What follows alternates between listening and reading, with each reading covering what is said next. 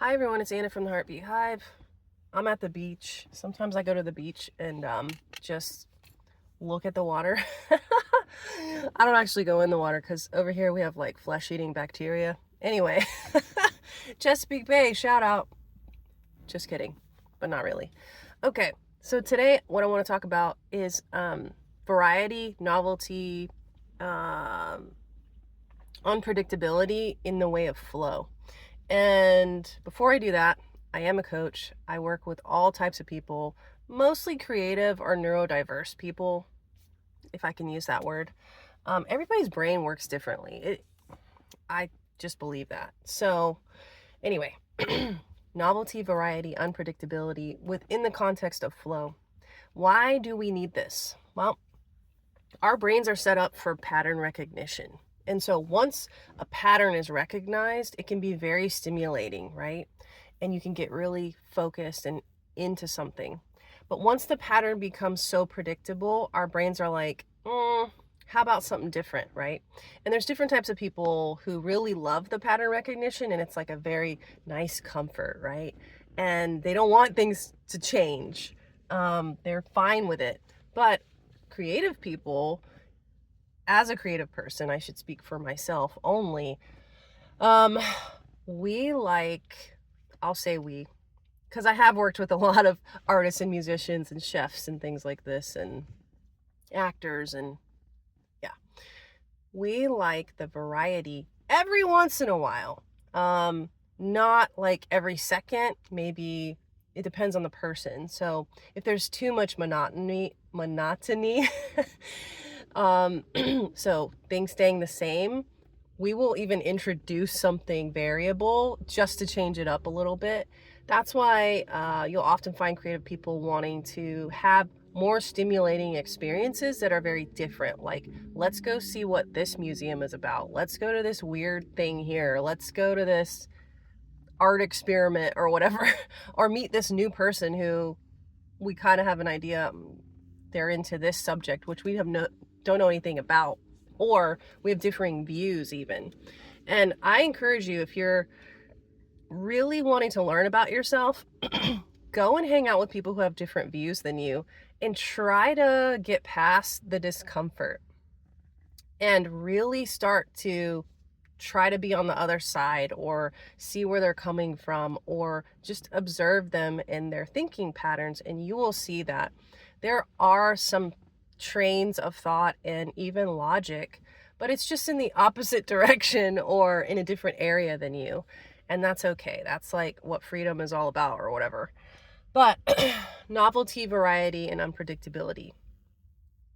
I'm glad I used the word freedom because that is really the essence of why creative people want to have choice, right? So if we don't have any choice at all, as in there's no variety as well, we can feel like really demotivated, really put off, like, ugh, I don't have any choices here. So the variety helps with that. And why I'm bringing this up, this whole video today, is to remind you that in your creative practice and your life, you need a little bit of variety so that you don't lose motivation, possibly momentum, your interest in something. And you'll notice that people who are really into their hobbies, they will research and look into every facet of the hobby, okay? This happens with athletes as well, or like extreme racers, will be like, no. Let me use the example of hikers because that's even better. They'll like saw their toothbrush in half so they can save, 3 grams, right? They're extreme about that. So you have the hikers who start out and they're like, yeah, cool, backpack, this trail. Then they get all the way into it and look at the variety within the field that they're interested in. And they have choice that way. Whereas if it was like, nope, this is the only way to do it, they would lose interest. So variety is a really good thing. When there's too much variety, that is when the pattern recognition gets chaotic and it can't actually work because you don't ever get to a pattern, right? And so you notice this about people who maybe jump from job to job or method to method or coach to coach or hobby to hobby, and that's okay. There's a difference between you trying things and you not committing to something, and that's okay too. If you are really in tune with yourself, you will know when you're wasting time because you're ignoring this gut feeling of like, I don't think this is the right hobby for me. I don't think this is the right thing for me. I like to give myself a good solid like 3 months, unless I just have a visceral, reaction to a new subject or a new hobby or something I'm trying. I have had jobs where I had visceral reactions. I was like, this is not my place. And most of the time, for me personally, it's been an ethical thing where I saw things that were happening where I was like, nah, man, I can't get on board with that. um, but if you give yourself a little bit of time, and I like to call this prototyping, to try something out, to go through a season, so to speak, within yourself and what you feel you're giving an honest try to something, you'll be able to see either patterns that you are okay with, patterns that you don't like, or if the field that you're looking at, in this case, let's say a hobby, is too variable for you to where you can't latch on to something and get that deeper interest, that deeper focus, which then turns into flow. So I wanted to bring this up because a lot of my friends have, ADD, ADHD, and it can feel like you never really go deep on certain subjects, and that's okay. But if you're wanting to do that, just know that it's okay. It's okay when you're like thrown off by something. If you are building systems to remind yourself, oh, that's why I like that thing, because it feeds me in this way. And it's okay to spend time with it and put it down. Spend time with it and put it down. That, to me, is what you're doing, is processing what you learned and the experience and the feedback that you got from doing the thing or meeting the person or listening to the song or practicing the song or trying the new paint, right? Your processing is happening in real time through feedback, but it's also happening in between the space that you have between putting something down and picking it back up. And I say this because I've coached many people where they feel like they don't get momentum and they really beat themselves up over it. And I'm like, okay, but I think while you're taking a break from that thing, your mind and your body are probably processing what it is and making certain decisions about whether you want to continue it or not, or problem solving even. And if you really think about this in the way of like shower thoughts or revelations, a lot of those happen when you're not doing the thing. You're away from it and you have the variety and the contrast between the thing and not doing the thing or doing something else. The something else may remind you of a pattern in the other subject area. So, for example, a lot of people have revelations when they're exercising or running or outdoors and they're moving within time and space as an object. Like when I'm hiking, I will have revelations and problem solve, even though that's not the intention that I have when I go hiking. My brain automatically does it for me.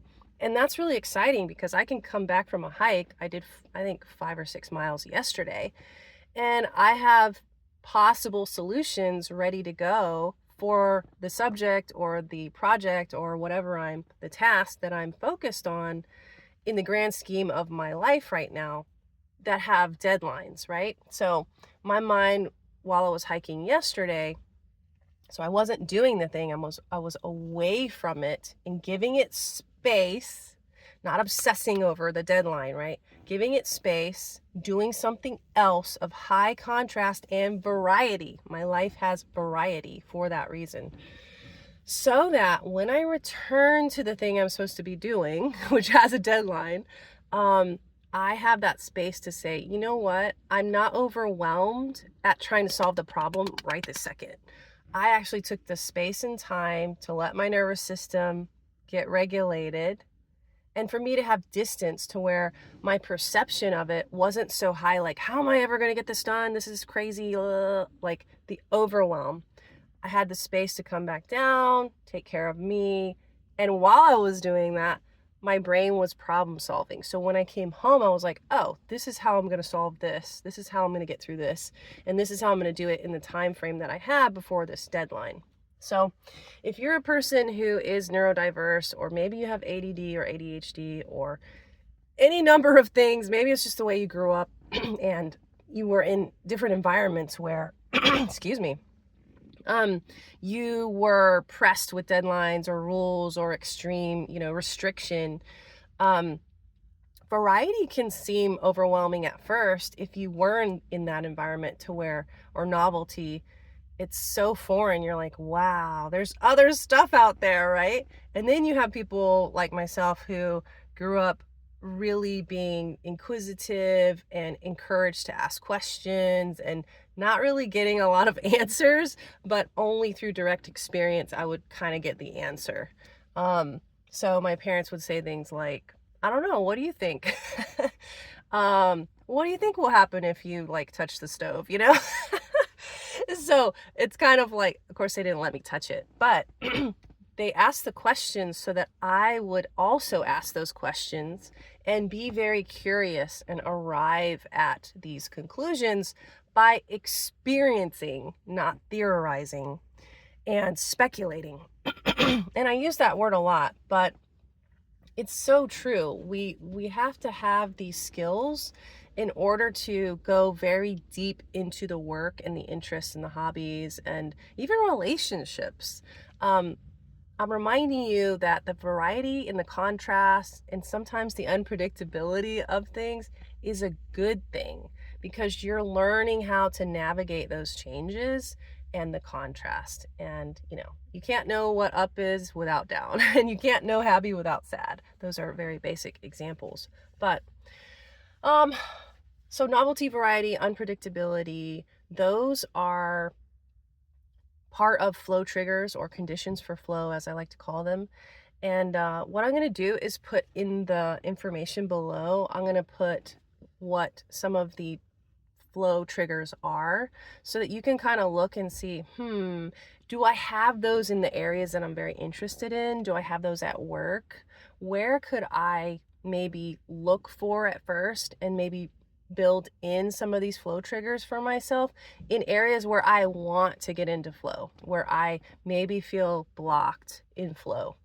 And just give that a try.